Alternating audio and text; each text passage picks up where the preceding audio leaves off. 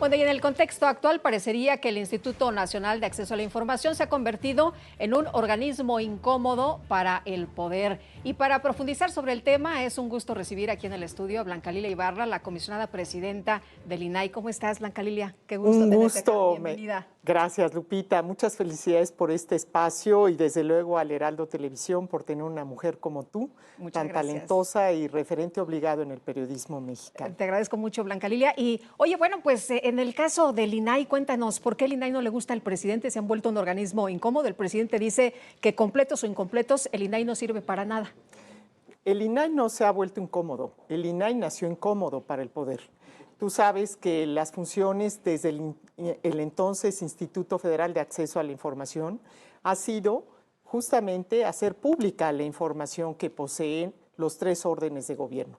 En ese sentido, en más de 20 años, el Instituto de Acceso a la Información, los órganos garantes locales, han resuelto abrir información que incomoda naturalmente al poder. Pero estamos viviendo una nueva etapa, una etapa donde lo público, en efecto, debe de ser cada vez más público. Y en ese sentido, el INAI ha cumplido con esas facultades constitucionales. Por eso no es casualidad que cada vez hay más personas que hacen uso del derecho a saber para poder decidir mejor, para poder elegir, para poder tomar distintas decisiones que impactan en su vida cotidiana.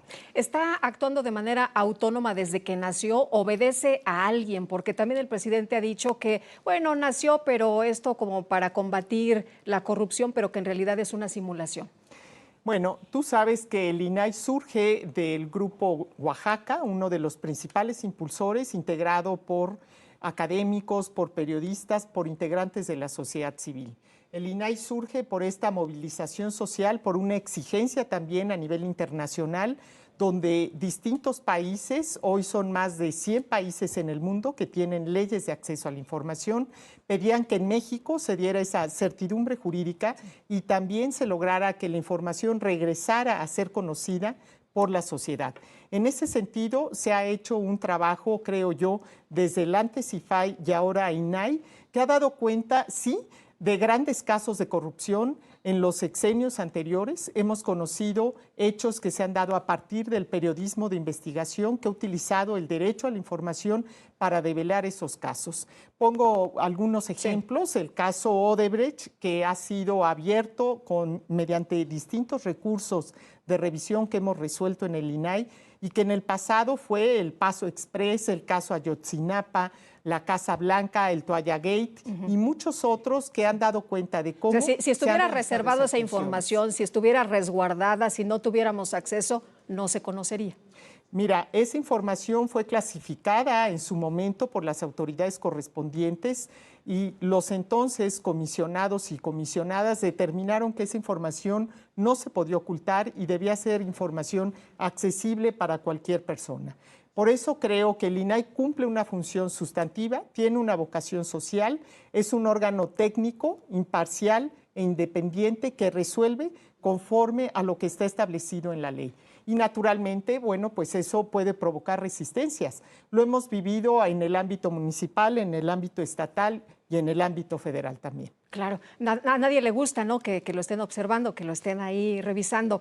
Blanca Lilia, quisiera preguntarte sobre la decisión de la Suprema Corte cuando dice, a ver, el legislativo se ha sido omiso en el nombramiento de los comisionados del INAI. ¿Qué significa esto para ustedes y para la ciudadanía?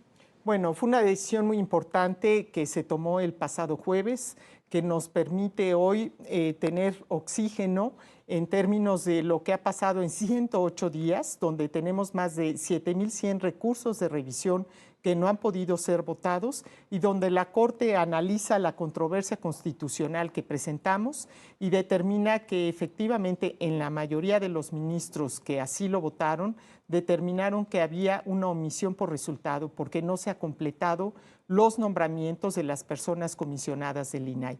¿Qué significa esto? Que en el mes de agosto estaremos esperando que se dé una posibilidad de que podamos sesionar mientras nombran al resto de comisionados, con 4 comisionados que estamos actualmente, y desde luego que el Senado de la República concluya con este proceso de designación de las personas. ¿La Suprema Corte podría decir, bueno, con los 4 que hay, se puede sesionar? Podría ser un análisis, una valoración. Nosotros presentamos un recurso de reclamación. Cuando presentamos la controversia constitucional, recordarás que pedimos la suspensión para que pudiéramos sesionar 4 comisionados, misma que nos fue negada. No obstante, sigue viva ese recurso de reclamación que está en la ponencia del ministro Lainez y eso se tendrá que resolver también. Además de los efectos en donde los propios ministros en un análisis puedan hacer esa valoración y determinar si con 4 comisionados nosotros podemos sacar adelante, porque lo que está en juego, Lupita, lo sabes bien, son 2 derechos fundamentales. ¿Qué pasa, qué efectos tiene el que no se nombre a los comisionados? ¿Por qué es la importancia de que esto ocurra? Bueno, hablábamos de más de 7,100 recursos que se han acumulado en 108 días, donde puede haber expedientes médicos, donde puede haber también información susceptible de ser muy útil para la población en general en su vida cotidiana. Pero está también de por medio, Lupita, que la gente no pueda presentar, digamos, recursos cuando estén conforme con lo que han resuelto en las entidades federativas. Nosotros fungimos como segunda instancia.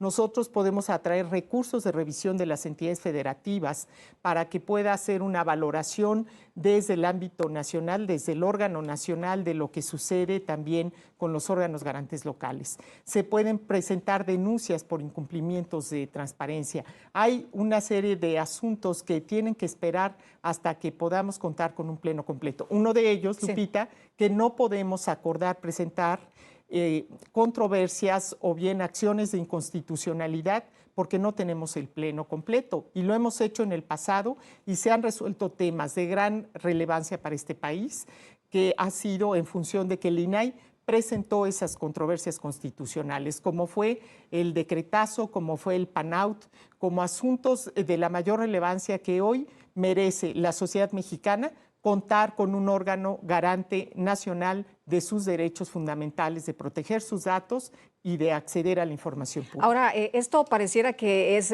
a nivel como muy lejano a veces para la ciudadanía, ¿no? Pero como nos estás diciendo, pues afecta directamente a las personas, incluso para resolver temas médicos o de suspensiones o casos que son muy concretos. En efecto, ahí... O los datos personales, ¿no? Bueno, imagínate tú, ahí es un daño irreparable, ¿no? Cuando se está lesionando, se está afectando, se está invadiendo la privacidad de las personas, es un daño irreparable. Hemos acumulado, te decía, más de 7,100 recursos de revisión y no son números, son historias de vida, son personas que tienen un interés específico de conocer qué está pasando con las decisiones que toma el gobierno o cualquiera de los 3 poderes de la Unión. Muy bien, pues Blanca Lilia, ha sido un gusto como siempre poder platicar contigo. Muchísimas gracias. Muchas gracias a ti, Lupita, y muchas felicidades. Éxito en este espacio. Te lo aprecio mucho.